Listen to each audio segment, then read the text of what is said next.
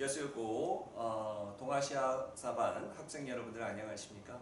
우리가 이번에 화요일로 온라인 수업이 끝나는 줄 알았습니다. 그렇죠? 근데 또 지금 우리 여수 지역, 특히 전라도 지역의 학생들의 코로나가 굉장히 많이 확산되어져 가면서요.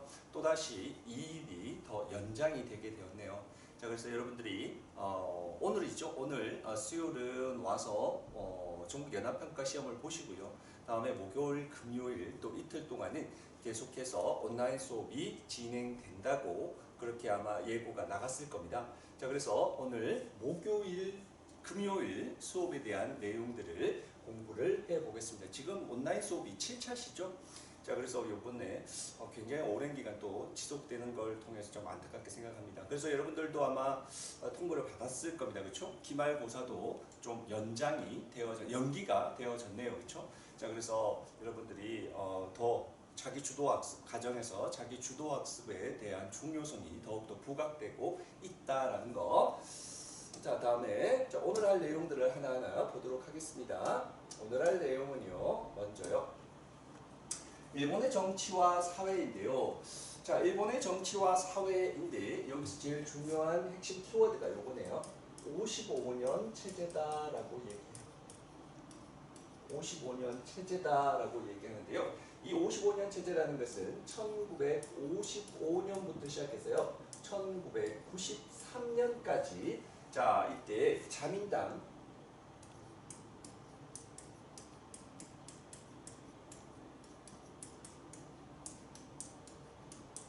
독주 체제다를 우리가 55년 체제다라고 이야기합니다. 자, 이렇게 일단 정리해 놓고요. 선생님이 하나 상세하게 설명해 보겠습니다. 자, 이 2차 세계대전에 패전하면서 일본이 평화헌법을 제정했다라는 내용들은 우리가 저번 시간에도 살펴봤었는데요. 이 평화헌법에 대해서 보수 정당들은 개정을 해야 한다. 일본에게 너무 강압적인 그러한 무리하게 너무 일본에게 희생을 강요하는 그런 헌법이다라고 해서 개정을 주장하고 있었습니다. 근데 거기 비해서 진보 정당이었던 사회당 세력들은 좌우파가 평화헌법을 유지하고 미일 안전보장조약의 개정에 대해서 반대를 내걸면서 대통합을 하려는 그러한 상황이었던 거죠. 이에 맞서서 자, 이때 보수정당 민주당과 자유당이요 합당을 하게 되어지는데 그러면서 만들어진 정당이 바로 오늘날의 자민당이라고 하는 당이 만들어지게 되어졌던 거죠. 이 자민당이요 민주당과 자유당이 통합되어지면서 자민당으로 만들어졌다 했잖아요.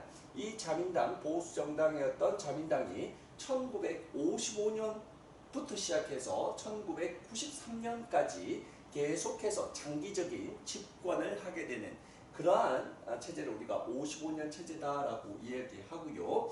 이 자민당이 집권하고 있을 동안에 최우선으로 선택했던 국가 정책은요, 경제 분야에서의 경제 우선 정책을 추진하게 되어졌던 겁니다.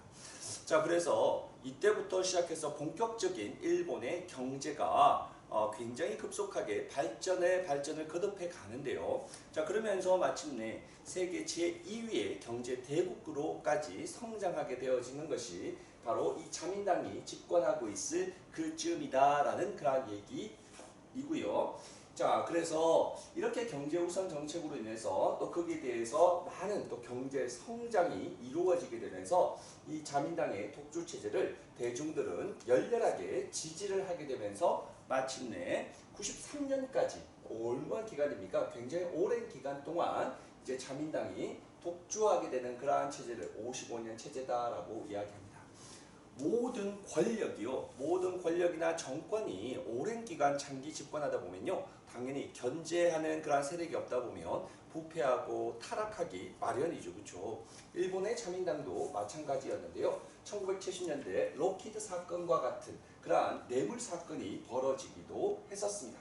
그래서 1976년에 있었던 사건인데요.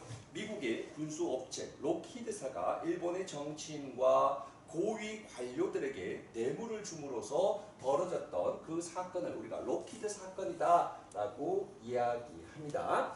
그 외에도 도시 문제, 또 환경 문제 등의 각종 사회 문제가 발생했고요.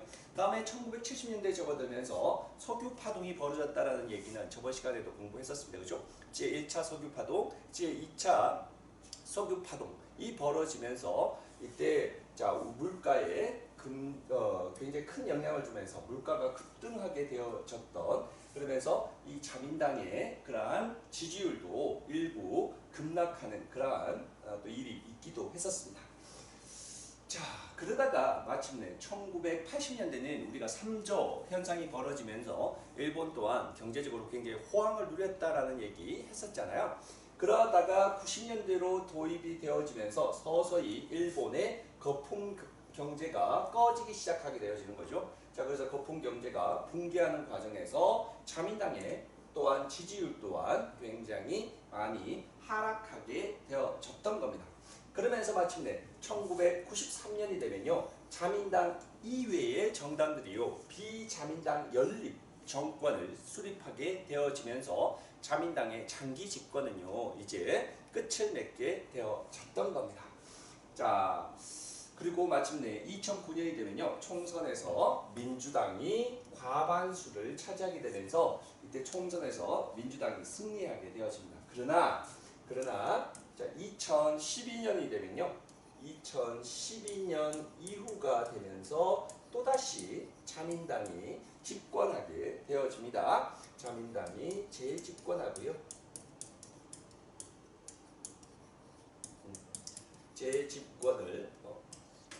재집권을 하게 되면서 오늘날도 계속해서 이 자민당 정권이 일본에서 굉장히 중요한 역할을 하고 있고요. 자민당이 집권하고 있고요. 이때 이 자민당의 정권을 우리가 아베 정권이다라고 이야기하지 않습니까? 그래서 여러분도 아마 많이 들어보셨을 겁니다. 자, 아베 정권이 수립되게 되어졌던 것이, 그래서 오늘날까지도 계속해서 보수 정당 자민당이 집권하고 있는 그러한 상황이다. 다시 한번 정리해 볼게요, 선생님이.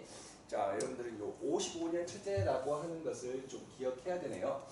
자, 일본 같은 경우에는 이제 전후에 2차 세계대전 이후에 패전국이었었습니다. 그렇죠? 자, 그러다가 패전국에 있는 그런 상황에서 굉장히 어려움을 겪고 있는 그런 상황에서 이 자민당이라고 하는 보수 정당이 집권하게 되어졌던 것이 1955년부터이다.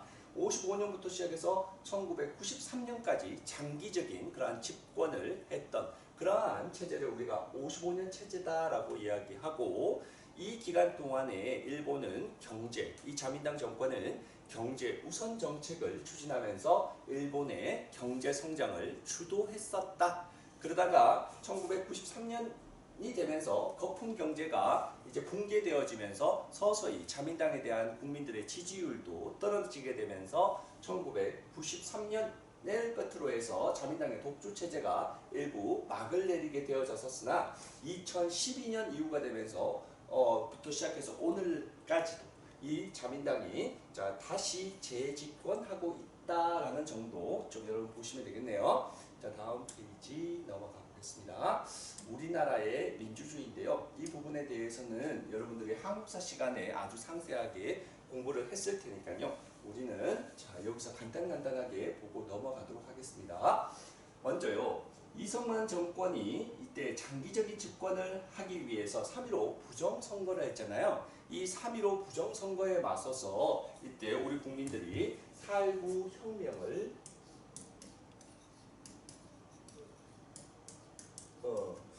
일으키게 되어졌던 겁니다. 그렇죠? 그래서 4.19 혁명이 마침내 성공하게 되어집니다. 그렇죠? 자, 그러면서 이승만이 하야하고 누가요? 장면 정부가 출범하게 되어지는 그러한 상황이었네요. 그러나 오랜 기간 동안에 장기적인 독재자가 사라지다 보면 그 공백이 굉장히 혼란스러움이 계속되어질 수밖에 없는데요. 그 혼란스러움을 이용해서 누가요? 박정희가 이때 5.16 군사정변을 일으킵니다. 5.16 군사정변을 일으키게 되면서 박정희 정부가 출범하게 되어집니다. 박정희 대통령에 대해서는 이게 굉장히 공과 또 그의 잘못했던 그러한 흠이 굉장히 많이 이게 첨예하게 대립되어지는데요. 이 박정희를 높이 평가한 사람들에 있어서는 경제 분야에서 경제개발 5개년 계획 이런 걸 통해서 우리나라의 경제를 한층 발전시키는 그런 역할을 했다라고 이야기 높이 평가한 사람도 있지만요. 또한 우리나라의 정치 분야에서 독재 체제를 계속해서 유지하게 되어지면서 우리나라의 정치적인 민주주의를 후퇴시킨 그러한 인물이라고 굉장히 악평을 하는 사람들도 많이 있습니다. 자, 어쨌든 이 박정희 정부 또한 오랫동안 장기적인 독재 정치를 추진하기 위해서 삼선 개헌을 했고요. 유신헌법까지 만들면서 유신체제가 성립이 되어졌었습니다. 그러나 이렇게 오랜 기간 동안 장기 집권을 했던 박정희도 결국은 역사 속에서 사라지게 되는데요. 그게 바로 12.6 사태가 벌어지면서였던 거죠. 그렇죠? 12.6 사태로 결국은 박정희 대통령이 사망하게 되어집니다. 자, 그러면서 마침내 오랜 기간 유지되었던 박정희 대통령의 유신체제 또한 붕괴되게 되고, 자, 또다시 혼란스러운 상황에서 이 상황을 이용해서 전두환 대통령의 12.12 군사 쿠데타를 일으키게 되어졌던 거죠. 어제 전두환 전직 대통령이 아마 사망했다는 소식이 전국을 떠들썩하게 했는데요. 자, 공교롭게도 오늘 또 전두환에 대한 얘기를 하게 되네요. 자, 12.12 군사 쿠데타를 통해 가지고 신군부가 집권하게 되어지고 여기에 대해서 반대하면서 국민들의, 그쵸, 광주 시민들의 민주화 운동이 일어나게 되어지는데 그게 바로 광주에서 일어났던 5.18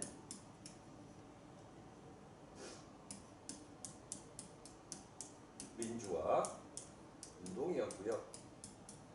5.18 민주화 운동이 일어나는 그 상황에서 광주 시민들은 무참하게 군인들을 투입해서 이때 유혈 진압했던, 그러면서 많은 시민들이 이때 희생당했던 그 안타까운 사건을 우리가 5.18 민주화 운동이다라고 이야기하고요.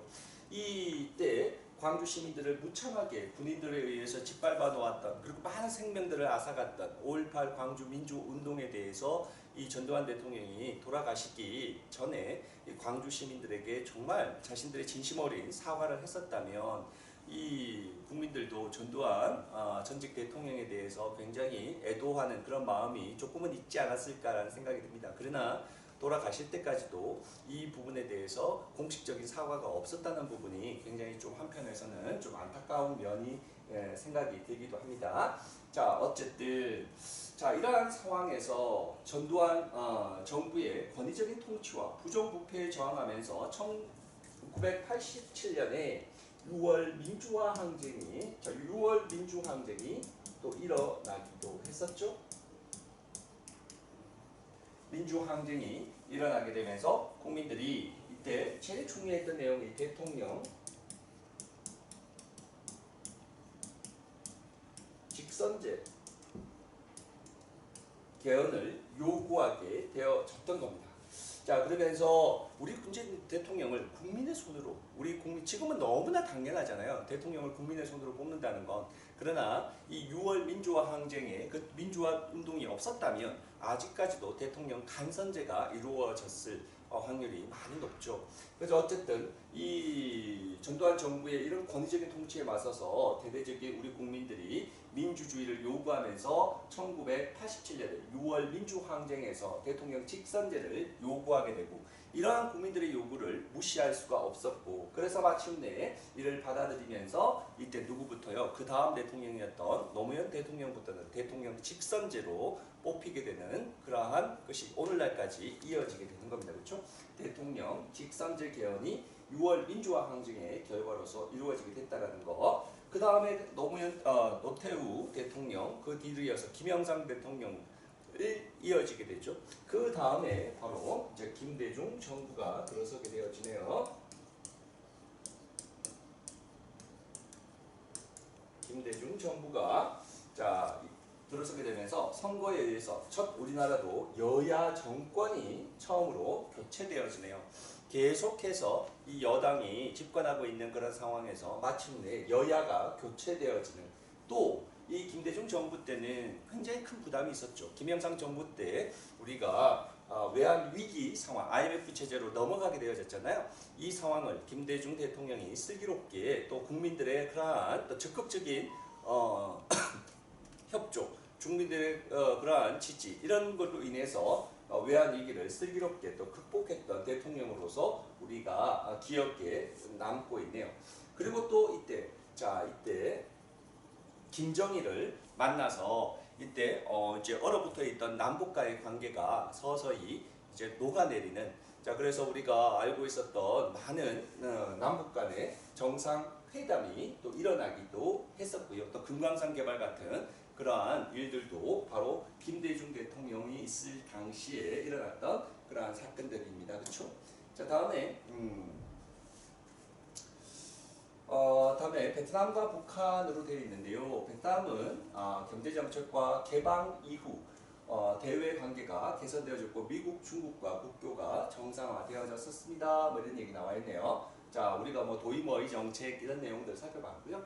반면에 북한은요, 김일성 독재 체제와 주체 사상이 김정일에 이어졌고요. 자, 그 김정일에 이어서 오늘날의 김정은이 권력을 세습하고 있고, 또한 북한은 여전히 핵무기 개발에 국가적인 그러한 모든 총력을 기울이고 있음으로 인해서 국제적으로 고립되어지고 있는 그러한 상황이었다. 뭐 이런 얘기하고 있고요.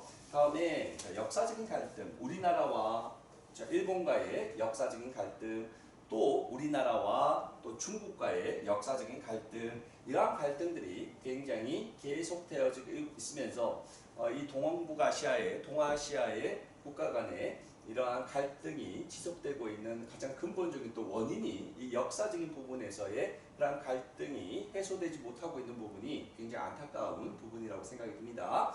자, 일본과의 역사 왜곡부터 한번 볼게요. 자, 거기 보니까요. 자, 역사 교과서 왜곡 1982년 교과서 왜곡 파문, 2001년 새로운 역사 교과서를 만드는 모임에 중학교 역사 교과서를 둘러싸고 갈등이 벌어지고 있고요. 이 가장 중요한 것은 일본이 이 우리나라에 대해서 침략하고 식민 지배에 대해서 자신들이 공식적인 사과를 하지 않고 이를 계속해서 은폐하고 그들을 미화시키는 그러한 일들이 결국은 두 나라 간의 역사적인 그러한 갈등이 첨예화되어지는 가장 근본적인 원인이 아닌가 그런 생각이 듭니다. 자, 그러면서도 아직까지도 야스쿠니 신사를 참배하고, 그다음에 일본 군 위안부 문제, 이런 문제에 대해서 공식적인 인정, 사과는 차후에 두고도 공식적으로 인정조차도 하고 있지 않는 그러한 일본에 대해서 우리나라와 이러한 부분에서의 역사적인 갈등이 계속되고 있고요. 우리나라와 중국과의 그러한 또 역사적인 갈등이 대표적인 게 동북공정이죠.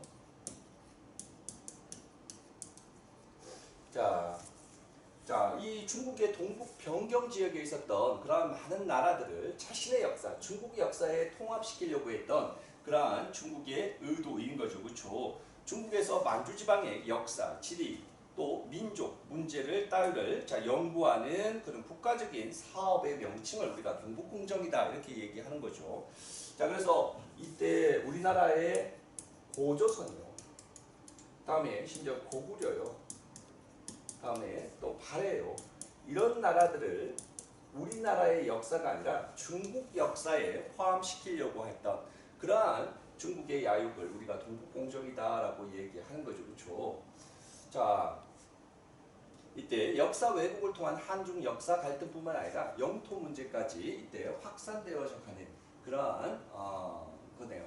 그래서 일본과 중국과 우리나라 이 세 나라 간의 이 역사적인 그러한 갈등 이런 것들을 빨리 해소하고 정식으로 자국에게 이로운 측면만 받아들이고 거기에서 자기에게 불리한 것은 자꾸 숨기고 미화시키려고 하는 그러한 역사 인식 태도는 굉장히 좋지 못한 그러한 동북아시아의 그러한 나라들 간에 같이 협력하고 같이 힘을 모으기 위해서는 이런 역사적인 갈등이 빠르속히 해결되는 것이 무엇보다 중요한 일이 아닌가 그런 생각이 듭니다. 자, 다음 페이지요.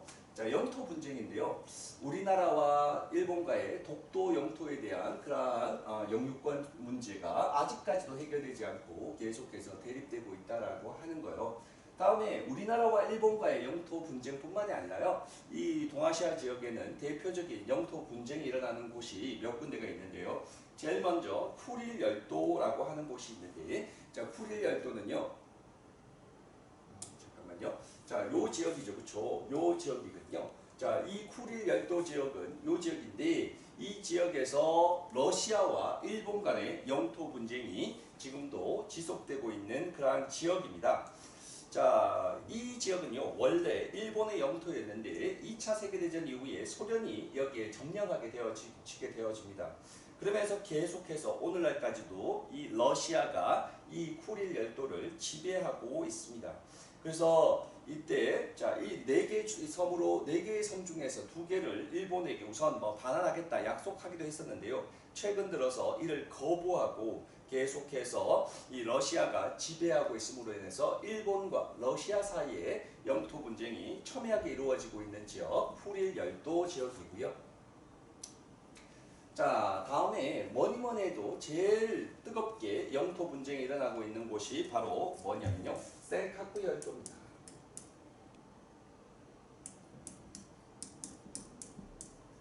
센카쿠 열도라는 지역인데, 자, 일본에서는 센카쿠 열도라고 부르고요. 자, 중국에서는 다오다오라고 하는 다오이다오라고 부릅니다. 자, 그래서 그 두 개의 명칭을 일본에서 부르는 명칭, 중국에서 부르는 명칭을 함께 써놨네요. 이 지역은요, 자, 여기서 보는 것처럼 명칭에서도 두 나라가 다르게 부르고 있다는 것을 다 표기해놨잖아요. 그만큼 일본과 중국 사이에서 이 분쟁이 일어나는 곳이 바로 이 센카쿠 열도 지역인데요. 자, 센카쿠 열도 지역은 바로 요 지역이네요. 요 지역인데요. 센카쿠 열도가 요 지역인데, 이 센카쿠 열도는 이 청일 전쟁 과정에서 일본이 아무도 없는 무주지다, 주인이 없는 지역이다, 무주지이다 라고 것을 내세우면서 자국의 영토에 편입을 시켰습니다.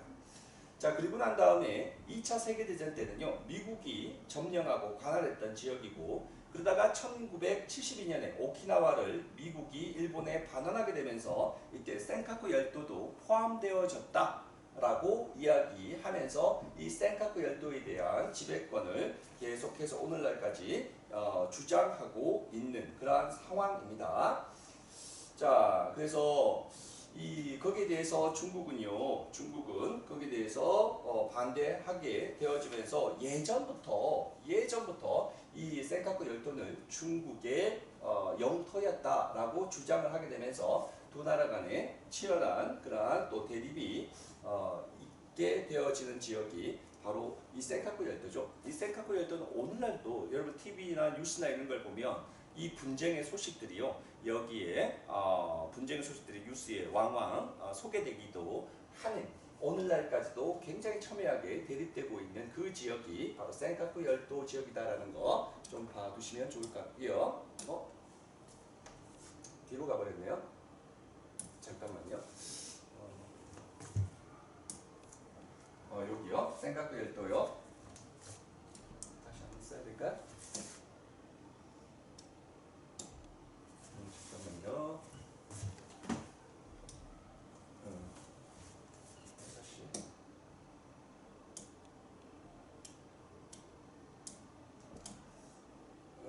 다음 또 우리 영토 분쟁이 있던 곳이 바로 어디냐면요, 바로 시사분도 서사분도라고 하는 요 지역이요. 또 그러네. 서사분도라고 하는 지역, 이 지역은 베트남과 중국과의 그러한 영토 분쟁이 있는 그러한 곳이고요. 또 여러분 보시면 바로 남사분도라고 하는 저 지역은 중국과 동남아시아 여러 국가 간의 분쟁이 일어나는 곳입니다. 여기는 베트남, 타이완, 필리핀, 말레이시아 이런 나라들과 중국과의 그러한 영토 분쟁이 있는 그러한 곳이죠. 솔직히 말해서 여기 센카쿠 열도나 이런 지역은요, 사람이 살지 않는 무인도거든요. 그러면서도 불구하고 이 지역에 대한 소유권을 요구하는 가장 큰 이유는요, 그 지역을 중심으로 해서 많은 지하 자원들이 여기에 들어가 있고요. 또 이 영토 이 부분, 이 영유권 영토에 대한 그러한 부분, 또 지하 자원에 대한 부분, 이러한 부분들이 굉장히 중요하게 지금 얘기되고 있기 때문에, 특히 여기 생각고 열도 같은 경우는 석유와 가스 이런 것들이 많이 여기에 그래서 많이 보유되고 있다라고 이야기하고 있기 때문에 그러한 영토 분쟁이 더욱더 첨예하게 일어나는 원인이 아닌가라는 생각이 듭니다.